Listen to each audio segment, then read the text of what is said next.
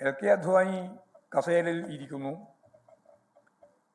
തറയിൽ ഇരിക്കുന്ന മോഡിയെ, നരേന്ദ്രമോദിയെ ആ ഫോട്ടോ വെച്ചുകൊണ്ടാണ് RSSന്റെ എളിമ വ്യക്തമാക്കാൻ വേണ്ടി പോസ്റ്റ് ഇട്ടത്. അതാണ് ദിഗ്വിജയ് സിംഗിന് വളരെ ആവേശം തോന്നിയിട്ടുള്ള കാര്യം. നമുക്കെല്ലാവർക്കും അറിയാം, തറയിൽ ഇരുന്ന് വന്നിട്ടല്ല നരേന്ദ്രമോദി കേരളത്തിൽ ഇന്ത്യയുടെ പ്രധാനമന്ത്രിയും BJP നേതാവുമായത്. ഗുജറാത്ത് കലാപം മുതലാണ്. ഗുജറാത്ത് കലാപം നയിച്ച് അവിടെ നിന്ന് മുഖ്യമന്ത്രിയായി.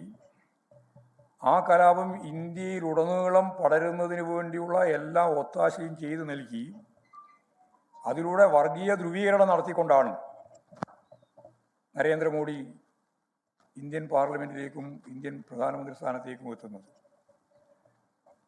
അത് അറിയാത്ത ആളുകളല്ല കോൺഗ്രസ് നേതാവ് ദിഗ്വിജയ് സിംഗ് ഉൾപ്പെടെ, അറിയുന്നവർ തന്നെയാണ്. പക്ഷെ അത് ബോധപൂർവം മറച്ചു വെക്കുകയാണ്. എന്നിട്ട് RSSനെയും BJPയെയും വെള്ളപൂശുന്നതിനു വേണ്ടിയുള്ള പ്രവർത്തക സമിതിക്കകത്തുള്ള ഉന്നത പാർട്ടി നേതൃത്വമാണല്ലോ അത് കോൺഗ്രസിൻ്റെ. അപ്പോൾ സ്വാഭാവികമായി നമ്മൾ കാണുന്ന ഒരു ചിത്രം, കോൺഗ്രസിലെ ഒരു വലിയ വിഭാഗം അല്ലെങ്കിൽ ഒരു പ്രബല വിഭാഗം, രണ്ട് പ്രമുഖ നേതാക്കൾ, ദിഗ്വിജയ് സിംഗ് എന്ന് പറയുന്നത് കോൺഗ്രസിൻ്റെ ഏറ്റവും പ്രധാനപ്പെട്ട സീനിയർ നേതാവാണ്.